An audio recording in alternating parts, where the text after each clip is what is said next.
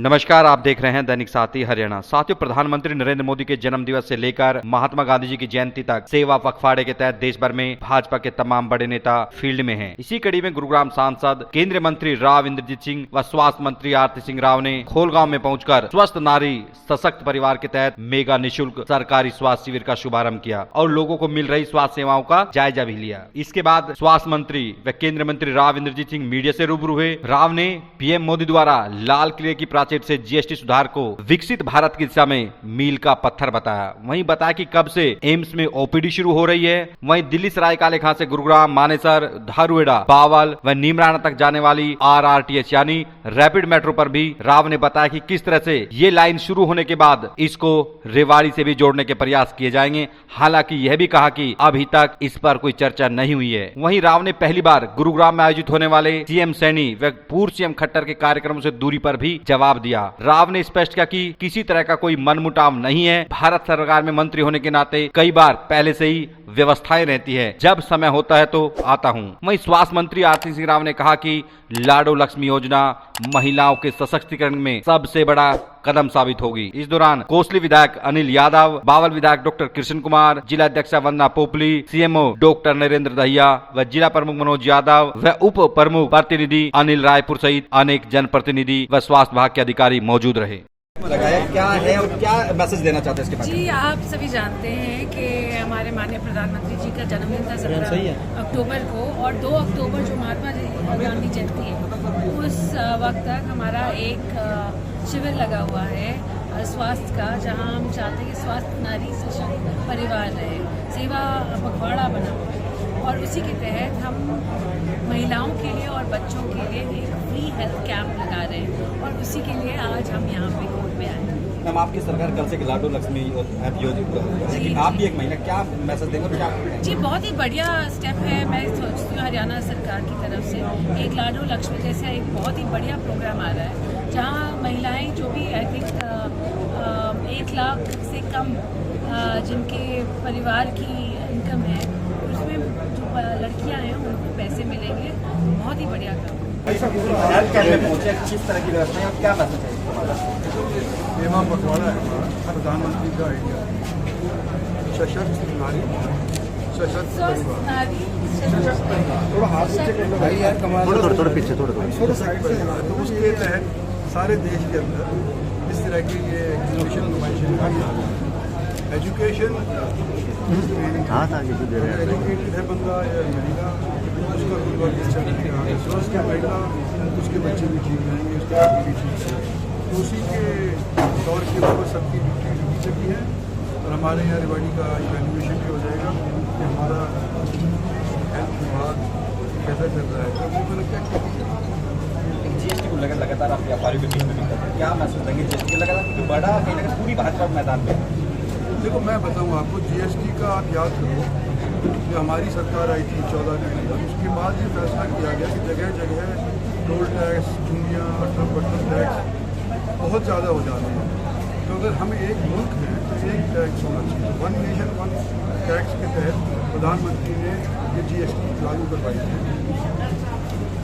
जब जीएसटी लागू हुई, अनेक प्रांतों में ये भय जताया कि हमारे जो लोकल टैक्सेस हैं उससे हमारी सरकार चलती है, उससे हमारा काम चलता है।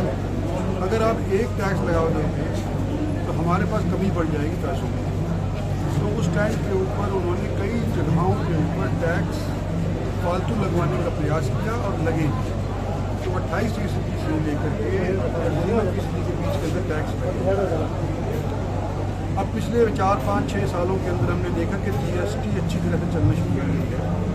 1,80,000 करोड़ रुपया जीएसटी का आज के दिन देश भर के अंदर सरकार को मिल जाता है रेवेन्यू के तौर पर। इसकी हिस्सेदारी हो जाती है, स्टेट्स को बांट दिया जाता है, तो स्टेट्स का काम चलने लग गया। जब स्टेट्स का काम चलने लग गया, जब आदी हो गए कि भाई इस टैक्स के अंदर से हमारे को पैसा मिल जाएगा, तो चीफ मिनिस्टर ने एतराज़ नहीं किया।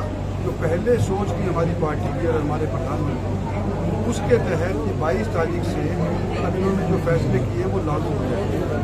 जो 28% का जो फैसला था किसी भी दर किसी भी चीज़ के ऊपर 99% वो हट गया।